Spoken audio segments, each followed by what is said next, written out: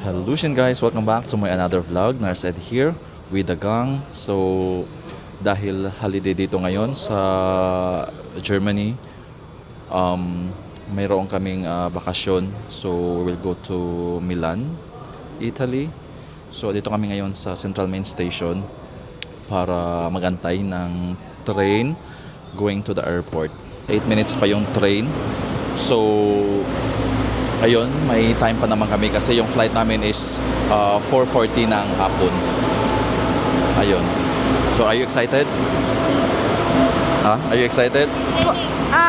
Yeah. Okay. Yeah. Sobrang excited nito kanina, guys. To the toilet. Sobrang excited nito, guys, kasi since kaninang umaga pagising, gusto nang magbihis ka agad, maligo. So, ayun, samahan nyo kami sa aming gala.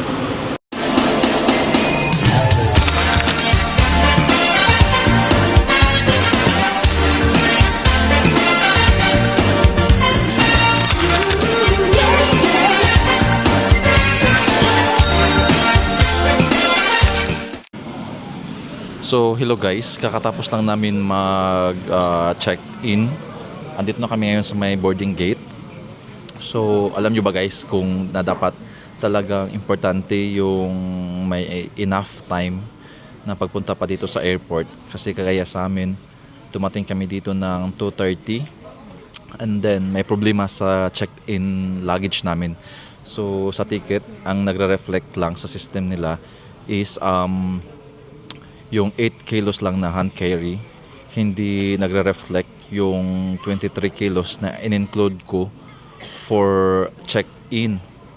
Kaya yun, napunta pa kami ng service center ng Lufthansa. Buti na lang wala masyadong mga wala masyadong mga customer sa service center. So pagdating ko, siguro mga after 1 minute natawag na yung number ko. Ayun, buti at naayos.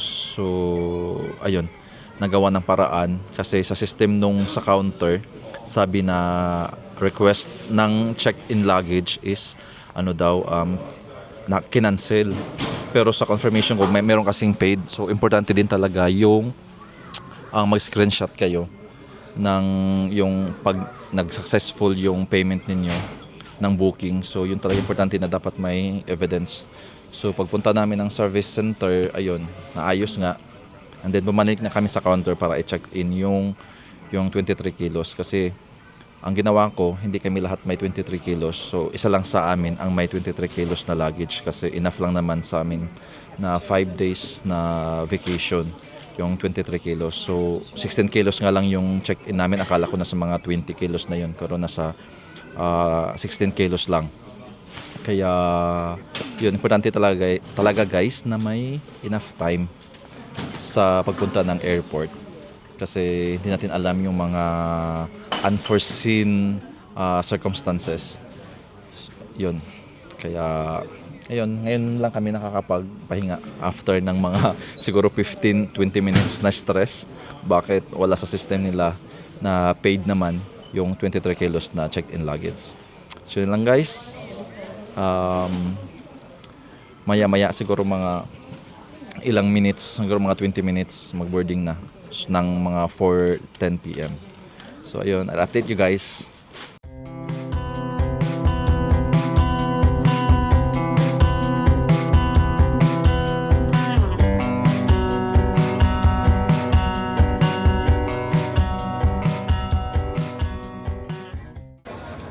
So guys, update. Kakarating lang namin na Linate Airport. Kakalapag lang namin dito sa Linate Airport.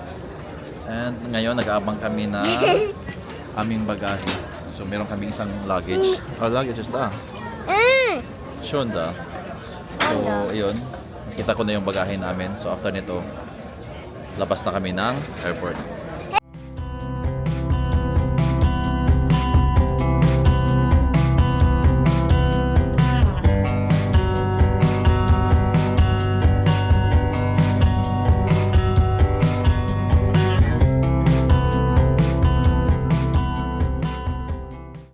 So hello guys, andito na kami ngayon sa hotel na naka-check-in na kami ngayon. So ang gagawin natin is mag-room tour tayo. Nandito kami sa Hotel Marconi. malapit lang din siya sa Central Main Station or malapit lang din siya sa Central Train Station ng Milan. So, syempre ito yung main door. And then ito yung toilet and bath nila. Ayan. Yeah, ito lang, sink. And then shower. Yeah, and then toilet. Tapos ito guys, pag nandito kayo sa Milan or sa Italy, kasi sa Germany wala to. So parang ito yung bidet nila. Yan, para sa kung gusto mo magpunas ng puwet. No? Kung sa mga babae, gusto maghugas ng ano nila, so dito yon. Ayan, ito yung parang bidet nila. Yan lang, maliit lang yung ano nila. Comfort room or the toilet room. Yan. Tapos ito na yung kwarto. So may TV, tapos yung cabinet. Ayan. May mga hanger. Ang problema lang namin kasi wala silang dyan na yung gamit namin. Wala silang iron or plancha. Pero tayo ko mamaya mag-ask sa reception if meron. Ayan, tapos ito na yung bed. Nakahiga na yung dalawa. Ayan. Tapos ito, yung parang may mini sala sila. So parang maganda dito mag-vlog. Kasi parang maganda yung background. Tapos meron kami dito window. Ayan. Window. Ayan. Malapit lang siya guys sa sa tram station. Ito yung main entrance nila, yung sa may pagtawid kung galing ka dun sa kabila. Sa pagtawid mo. Ayan. So yun lang. Well, we will update you later. Kasi first stop namin. Kasi siyempre first stop namin yung Jollibee. Kasi walang Jollibee sa Germany. Kaya Jollibee yung pupuntahan namin. Ayun guys. Dinner time. First stop namin is Jollibee. Siyempre walang Jollibee sa Pinas. Walang Jollibee sa Munich or Germany. So ayun, yun yung pupuntahan namin. Yun yung na-miss namin na pupuntahan.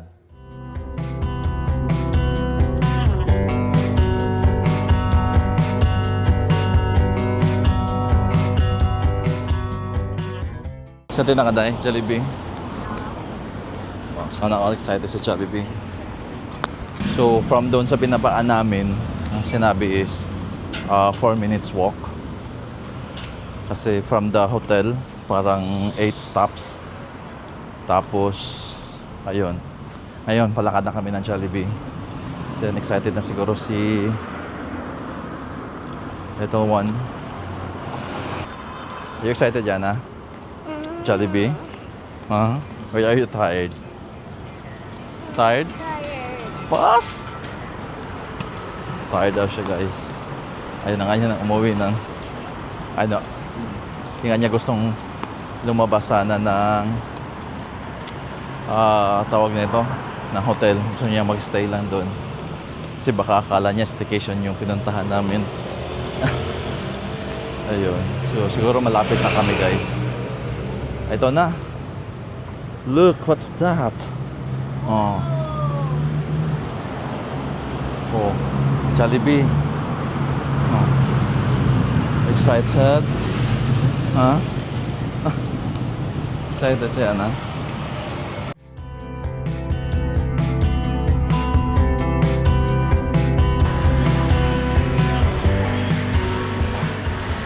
Guys, Jollibee guys. Just wait, sabi ko ng vacation. Nagiutom na. Tapos ayaw mo kaninang lumabas ng hotel. Guys, Jollibee, kain tayo. I just want to document. Pagpasensyahan na kung makikita nyo tong video na to. na madaling araw or gabi. Kasi kami natatakam din sa Jollibee.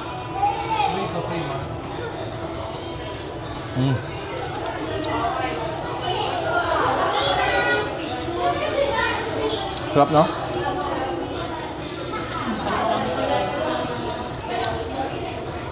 Iba ang chicken ng Jollibee talaga, guys. Compared sa mga fried chicken na natikman namin dito sa Europe.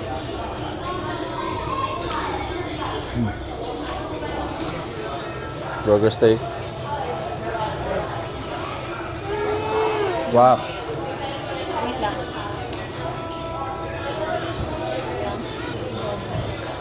Maraming gravy, guys, oh. At hindi.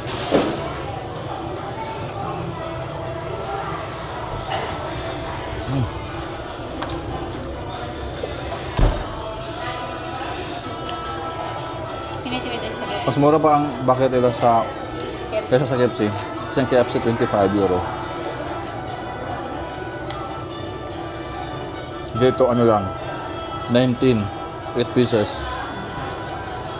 Ang 6 pieces, 16 euro.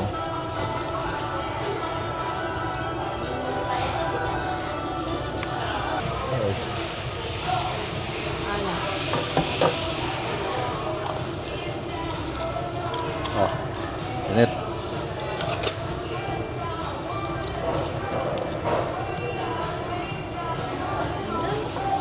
Mas nagan ang gravy nila dito, no?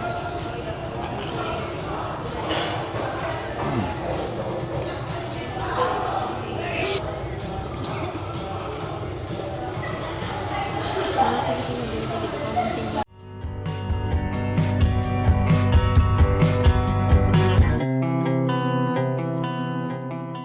Salat? Warum? Das ist ein Salat. Das ist nicht ein Salat, oder? Ja. Aber warum sagst du das? Ha? Ulan yun. Aber warum sagst du das? Das ist Das ist ein Salat. Das ist Schokolade. Aber das ist auch ein Pistazie. Aber Was? Ham. Guys, alam nyo ba?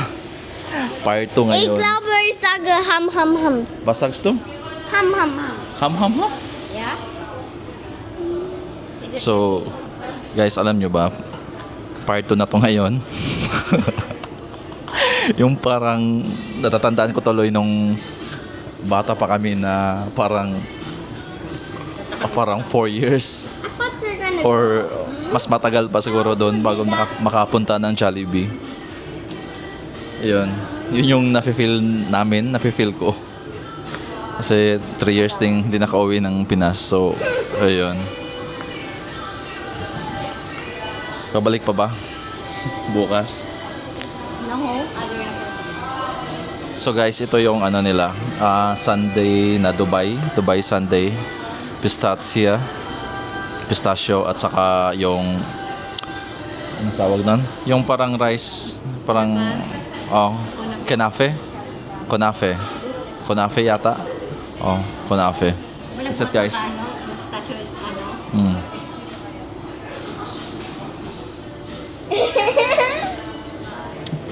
Then peach mango pies, guys.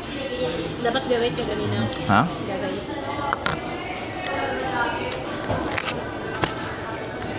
Kala ko dalawa.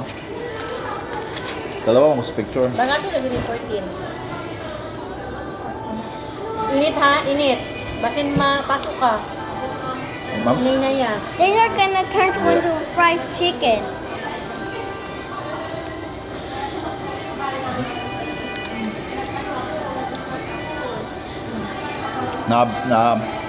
Naubos namin yung 8 pieces na chicken. May Jolly hotdog pa.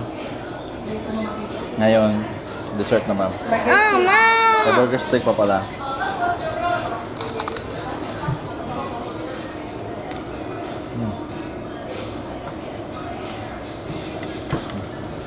Okay. Good. Ako lang.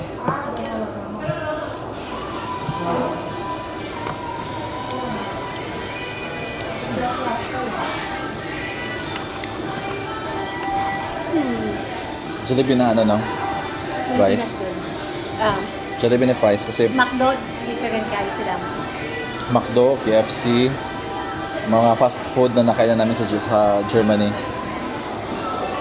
Ma-distinguish mo na ang fries na galing Jollibee.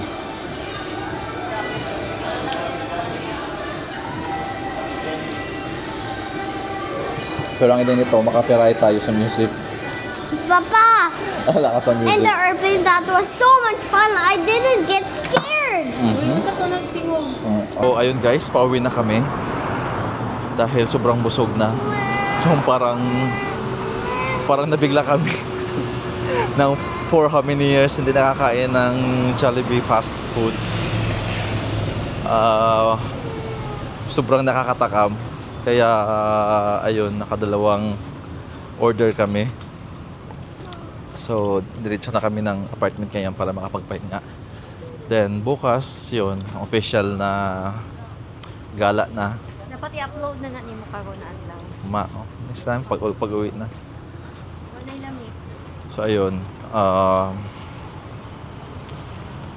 Uwi na kami ng bahay para makapag-rest. Tapos, yun, tomorrow official na ano na namin. Gala. Pakita mo sa Yan lang guys.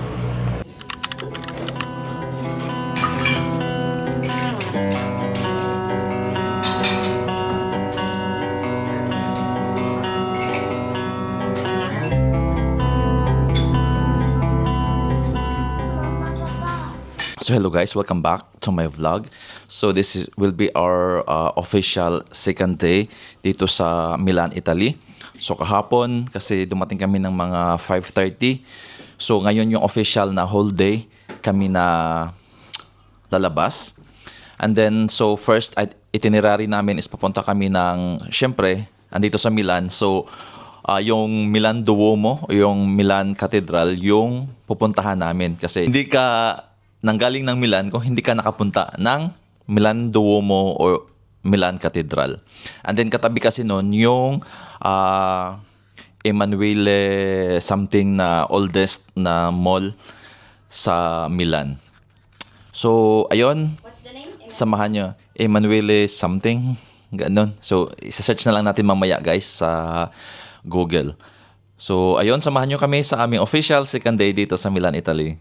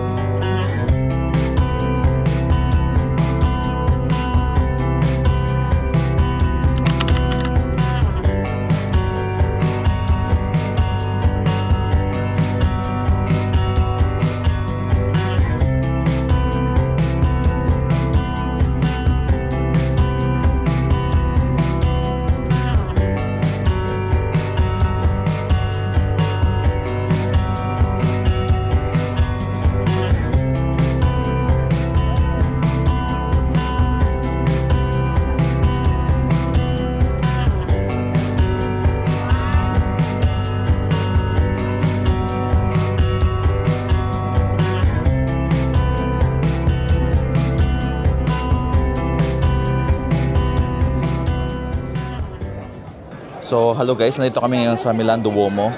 9:30 pero sobrang tirik na ng init. And then yung schedule namin para pumunta dyan sa Tuktok ay 11 pa ng umaga. Pero ngayon 9:30 pa lang, magte-10 pa lang, sobrang init na. And then, so itong Duomo Cathedral guys ay it took 600 years bago natapos. Tapos Gothic inspired na simbahan. And then, yung mga spires na yan, may mga, at saka itong facade guys ng simbahan mismo, may mga saints, mga angels, na mga, tawag nito, na mga figurine, kung tatawagin natin, or mga structures. Yan. Tapos sa tuktok niyan, yung mga spires, may mga angel, at saka saints din. And then sa pinakatuktok talaga is si Virgin Mary. Then yun, 11 a.m. yung schedule namin pero sobrang tirik na ng araw. Magte-10 pa lang pero sobrang init na. So, paano na lang kaya mamaya ng mga 11 a.m. tapos nandun sa taas, walang masisilungan. Sana makakainan. Kaya nagdala din kami ng tubig. Isa din yun sa tip guys, lalo na pag mainit yung panahon. Laging magdala ng tubig para laging hydrated tayo. And then dito guys sa Milan, sa labas ng Milan Cathedral guys, may mga namimigay sa inyo ng pangpakain para sa mga kalapati or sa dove. Marami kasi ditong mga kalapati. And then pag may lumapit sa inyo na nagbibigay ng para pangpakain, huwag yung tanggapin, or kung gusto niyo magpa-picture, it's fine. Pero pag hindi nyo trip, kasi isa siyang tourist trap, yung parang sa Paris na bibigyan kayo ng rose, tapos pag tinanggap nyo na, kailangan nyo ng bayaran. So nag-video kasi ako kanina, nagva-vlog ako, and then tinanggap na ni wifey at saka ni little one yung binigay na mais. So, ayun, sabi ko, ba't nyo tinanggap? Magbabayad kayo niyan ngayon. Ayun, siningil kami ng pera, 5 euro, 10 daw each. Sabi ko, na-timing pa talaga na yung mga coins ko na iwan ko sa hotel. Ang pinakamalit lang na pera na nandito sa akin is 5 euro. 5 euro lang yung binigay ko. Sabi nung kasamahan niya, bigyan daw ng pera, 10 daw. Sabi ko, no, 5 euro lang ibibigay ko, wala na akong ibang pera. So, yun yung isa na sa dapat bantayan nyo guys. Kasi talaga nilalapitan nila, lalong-lalo na pag alam nilang turista at saka may bata para pangpakain sa mga sa dove. Ay, yan siya guys. Naniningil din naman, nagbayad na sila. Ayan. Yan yung mga lumalapit sa mga turista namimigay ng pakain ng mga dove. So hello guys, itong sa likod ko ngayon ay ito yung parang main entrance pero sarado siya. So may ibang way para daanan ng mga turista or gustong pumasok ng cathedral. So itong door na to guys, itong sa side na to, dito sa may left side ko dito. Parang story siya ni Mary, parang sa coronation ni Mary, tapos dito sa right side is yung suffering ni Jesus Christ during the crucifixion niya sa Calvary. Ayan guys. So, yung sa middle, yung yung pagkamatay ni Jesus Christ na 'di ba ilang days siyang nawala for 3 days. So parang dinala siya ng mga anghel tapos ng God. Yan yung sa picture na sa gitna. So napakaganda ng details guys ng door na ito. Talagang ninamnam ko guys yung ganda ng detalye. Grabe yung details talaga guys ng facade ng cathedral na ito guys. Kasi hindi ko lubos maisip na syempre may opportunity na makapunta dito. Kaya talagang tinititigan ko siya sa ganda. In every angle ng cathedral na ito talagang may details. Grabe, 600 years guys. 6 centuries bago natapos ang cathedral na ito. Yan. Tapos dito guys, sa side na ito, sa dami ng turista, nag-iba na yung kulay niya nag-iba na yung kulay ng ewan ko kung marble ba to or metal. Parang naging gold na siya. Ayan. Ito guys. Siguro sa daming mga turista na humahawak dyan, kaya parang nag-iiba na yung kulay. Kagaya nung sa Rome, yung statue ni St. Peter, na yung parang sa sa foot niya, parang nagfe-fade din yung kulay dahil sa maraming mga turista na humahawak doon. Ayan. Ang ganda. Sobrang ganda.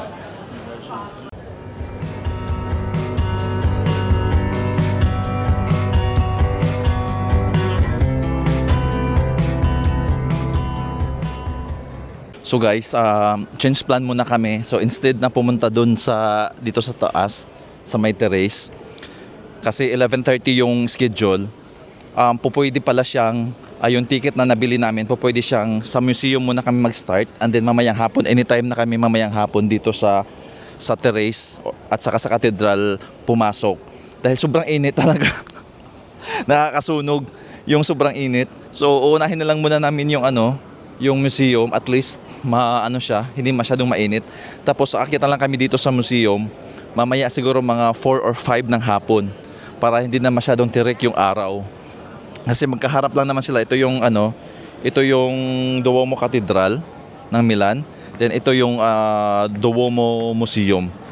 So, nagtanong kasi ako doon sa sa isa sa nagbabantay. So, pwede daw na mag-una kami ng museum and then mamaya na namin yung yung terrace at saka yung cathedral para hindi masyadong mainit.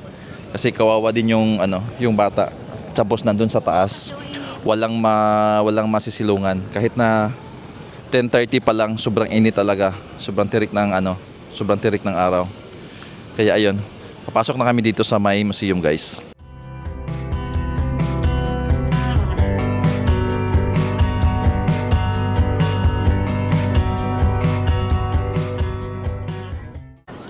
So ngayon guys, pupunta kami dito sa may Vittorio Emanuele Milanese.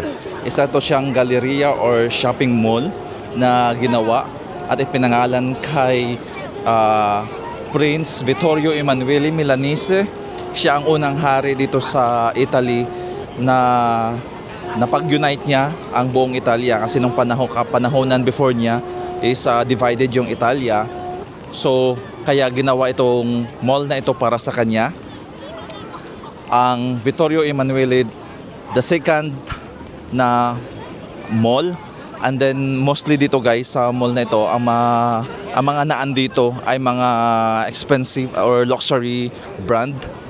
Tapos katabi lang to siya guys ng Duomo Milano or ng Milan Cathedral. Itong mall na ito guys ay ginawa pa noong 1800s. So sobrang tagal na ng mall na ito. So kung familiar kayo sa Milan na movie, yung kay kino ba yun? Claudine or Piolo Pascual na love team. So isa to sa sa venue ng shooting.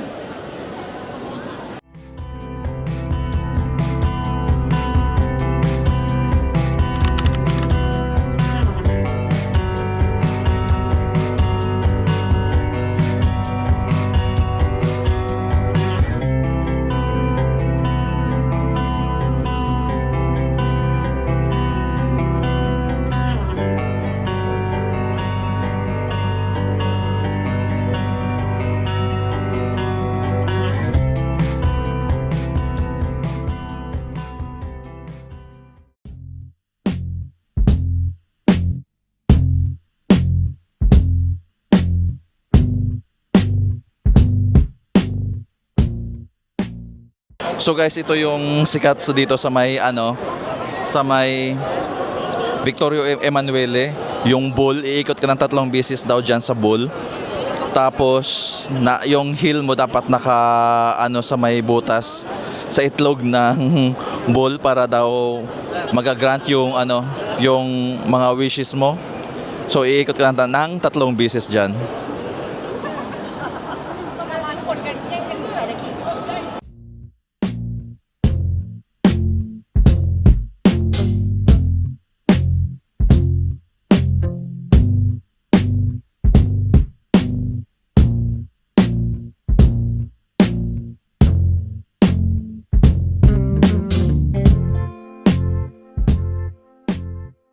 So guys, ito kami ngayon nakapila. Tawag na ito para sa gelato kasi yung nituluan namin gustong-gusto na ng ice cream. So syempre sikat ang Italy ng tawag nito gelato or ice cream. Pero sobrang mahal, so siguro si Little One lang yung bibilhan namin kasi 5 euro yung isang cup yata na nakalagay dito na price kasi nandito sa loob ng Vittorio Emanuele. Kaya isa lang siguro yung bibilhin namin. So kahit na nasira yung nasira yung DJI Osmo 3 na hulog dito mismo, instead na natin mag-iba yung mood dahil nga sa nangyari, tawag na ito, di na lang iisipin kasi nakabakasyon tayo. So ayun, para hindi masakit sa ulo. So hello guys, nakabili na kami ng ice cream gelato. Bumili ako ng extra kasi may nakita kong ube nakalagay doon. Kasi namahalan nga kami 5 euro yung ito lang isang small. Sabi ko bibili ako ng ng ube. Yung si Little One lang kasi sana yung bibilhan namin. Sabi ko, basta may nakita akong ube, bumili na lang din ako kasi sabi ko baka masarap. Sa scam guys. Scam yung ube. Wait lang. Kaya yun. So dito pa rin kami sa may Vittorio Emanuele. Maya-maya siguro maghanap na kami ng kapag-lunch namin. Ayan, kain tayo guys. Ubusin na lang to, walang choice. Para siyang basta amoy lasang tabletas. Mabalik, wait a minute. Mas dami pa ang kayan. So guys, nandito na kami for our lunch. Late lunch, alauna kasi mas matagal yung namin rest kasi may isang batang sumusumpong na, gusto nang magpahinga, gusto nang umuwi ng hotel. So naghanap na lang muna kami ng mapagkainan namin. So dito kami ngayon, malapit lang din sa Duomo kasi kung lalayo pa kami mas lalong magtantrum yung isang bata dito. Tapos ang sobrang init kasi ng panahon kaya dito lang din kami sa paligid ng Duomo. So in order ko is carbonara at saka lasagna, tapos itong mojito at saka soft drinks. Ayun. Tara guys, kain tayo.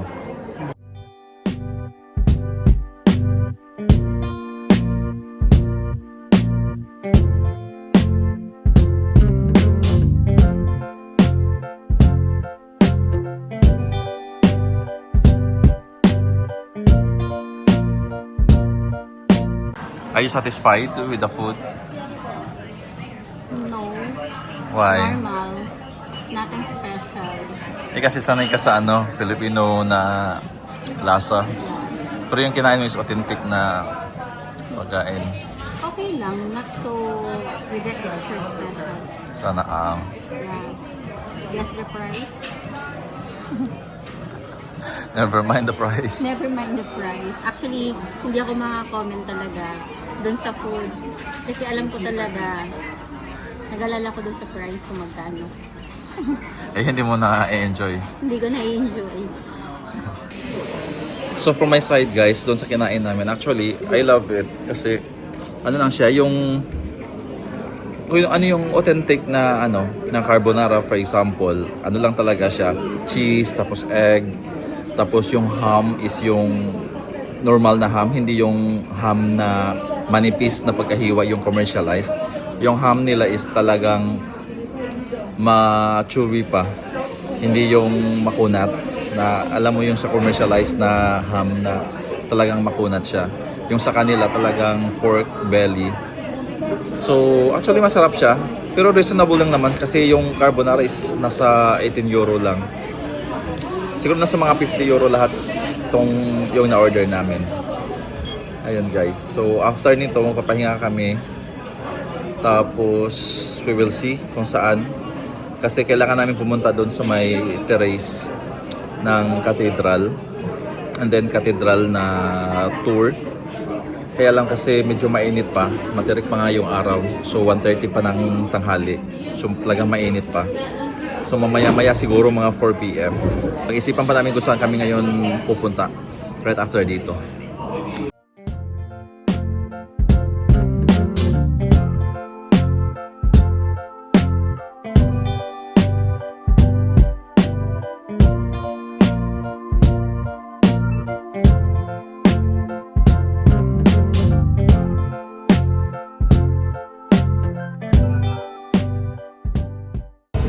Ayun guys, nakasakay kami sa kanilang tram. Isa sa luma na tram dito sa Milan. Open lang siya, walang aircon. Sobrang lamig. Nice view.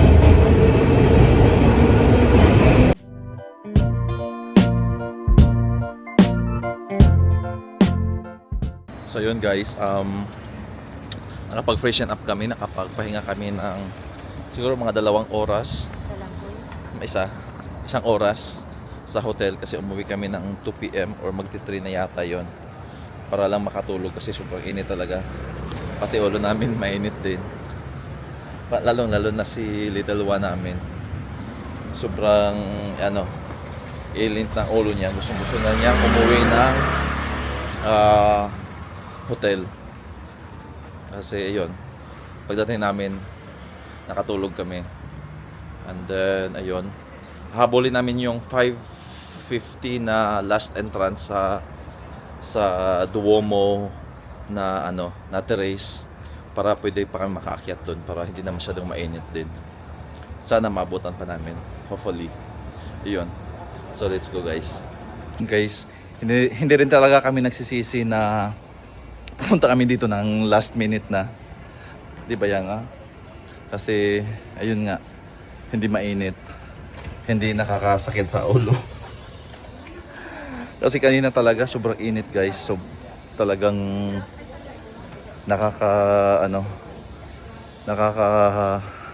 dehydrate ng katawan. Pati anyway guys, pag nandito ka na sa tuktok, talagang malulula ka sa tawag nito, sa ganda ng structure. Yung mapapaisip ka kasi 'di ba 600 years bago to natapos. So paano lang kaya nung panahon na 'yon, walang mga makinarya, 'di ba? Na high tech para magawa to. Grabe yung detalye talaga. Mapapawaw ka na lang sa detalye ng simbahan. So guys, mga ganitong oras siguro talagang magandang pumunta dito kasi pag ganito wala masyadong tao na, tapos hindi na masyadong mainit. Hindi na siya masyadong mainit. At saka wala nga masyadong foot traffic. So wala kayo kasalubungan dito sa paakyat ng taas.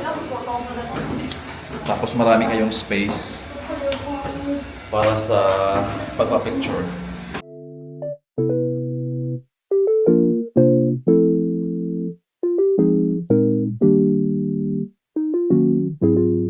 What the dog doing?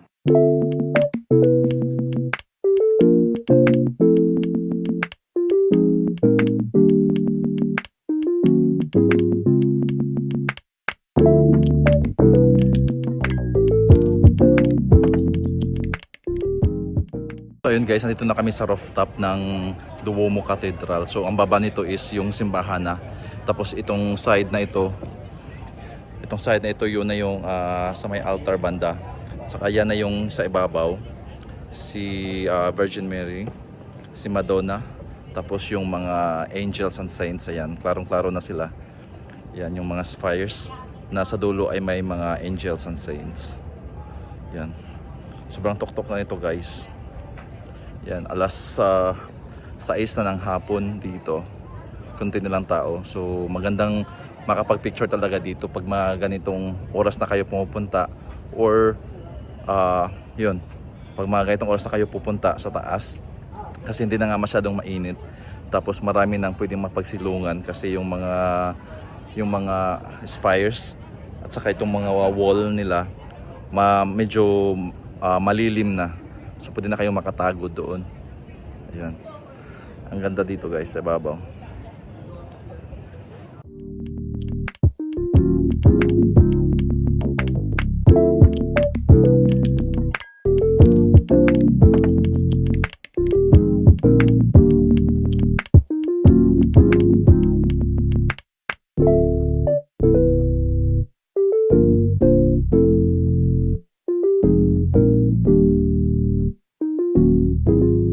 What the dog doing?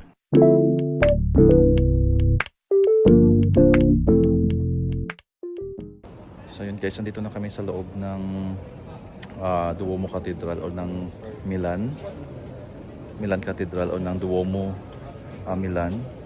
Ayan, ito sa loob. Siguro tapos na yung parang hindi na yata pwede pagpapasok kasi sarado na. So bali pagbaba nyo galing doon sa taas, paglabas nyo sa may stairs, diretso na kayo dito sa loob ng ng katedral. So ito yung loob niya.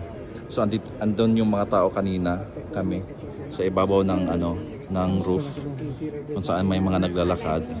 So sa ibabaw nito guys. Ayan.